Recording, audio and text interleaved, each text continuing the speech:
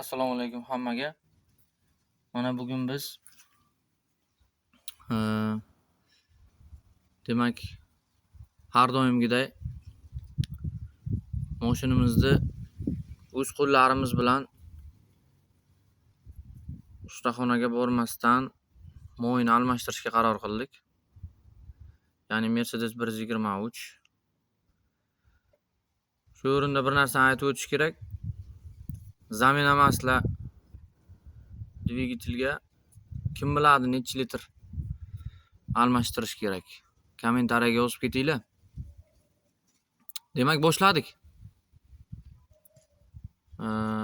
Buni noldan boshlaganimning asosiy sababi bor.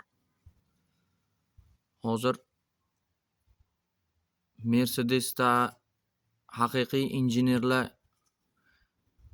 ishlaganini, haqiqiy injenerlar Mercedes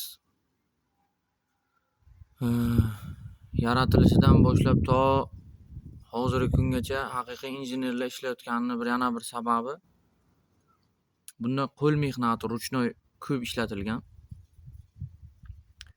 Даже shu mashinani oldiga kelib kalti tiqib ochgandan toki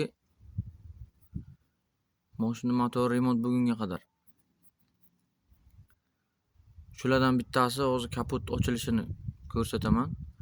Bu boshqa mashinalardan juda farq qiladi.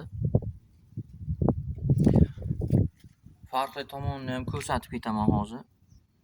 Yana kimni mashinasida kapot qismi, yana peredni qismi shunaqa ochiladi. Kommentariyaga yozib ketinglar.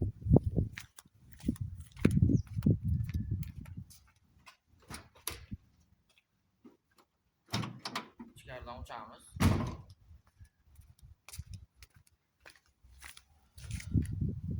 Hammaga ko'rinish, yaqinroq ko'rinishi uchun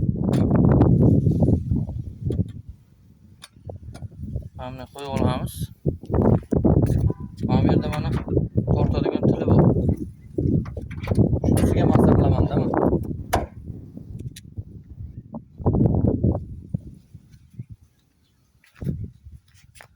Xo'p. Motor qismini shu peredni chastida ochmaganimizga ancha bo'ldi.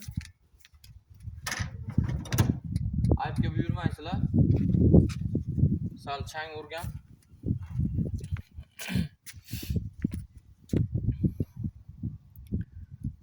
Xo'sh, demak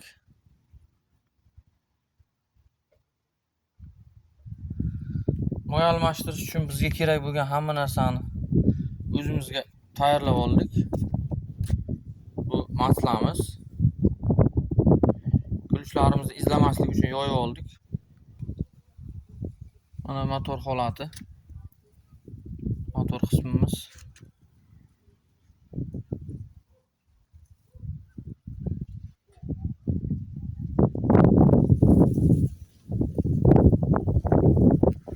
Anchadan beri motorni ochib artib yuvmagan edik, aybga buyurmaysizlar.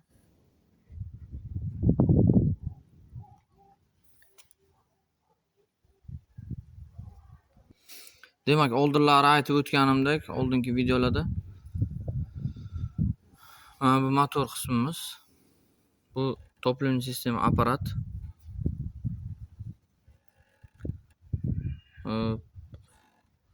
Tонкий filtr, грубый очистка filtr. Maslin filtr mana. Hozir shularni sizlar bilan birgalikda xudo xolisa almashtiramiz.